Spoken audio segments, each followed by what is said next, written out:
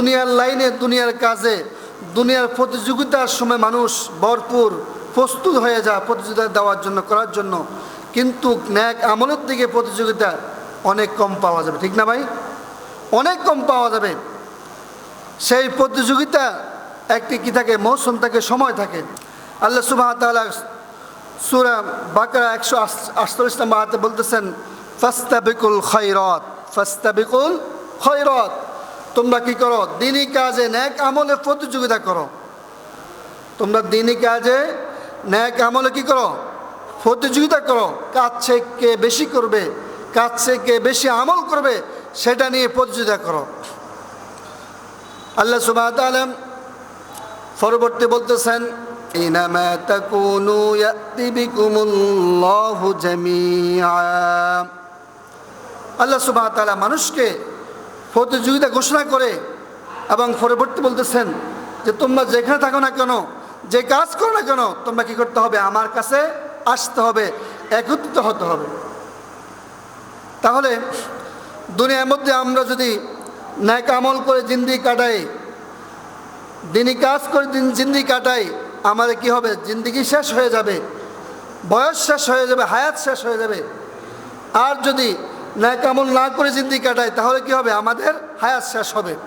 কিন্তু আল্লাহ বলছেন, একদিন তোমরা কি করতে হবে? আমার কাছে আসতে হবে, আমার কাছে ধরা দিতে হবে, ঠিক কিনা? এই দুনিয়ার মধ্যে আল্লাহ সুবহানাহু ওয়া তাআলা আমাদেরকে সৃষ্টি করছেন উদ্দেশ্য করে, একটি উদ্দেশ্য ন্যাক আমল করার জন্য। কি করার জন্য? ন্যাক আমল করার জন্য।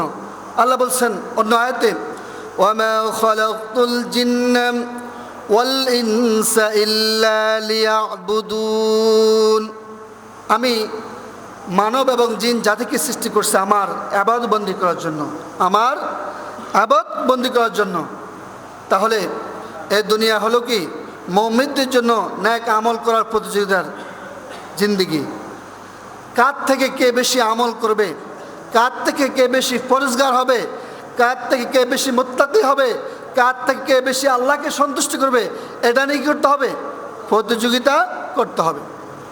আল্লাহ সুবহানাহু ওয়া তাআলা অন্য আয়াতে বলতেছেন, ইয়া আইয়ুহাল্লাযীনা আমানু হাল আদুল্লুকুম আলা তিজারাতিন তুনজিকুম মিন আযাবিন আলীম।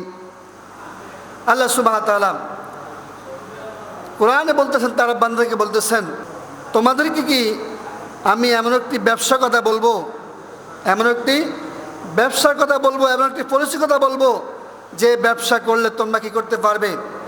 যে জাহান্নাম থেকে মুক্তি হতে পারবে, জাহান্নাম আযাব থেকে রেহাই পাবে, জাহান্নামের আযাব থেকে রেহাই পাবে, কঠিন শাস্তি থেকে রেহাই পাবে।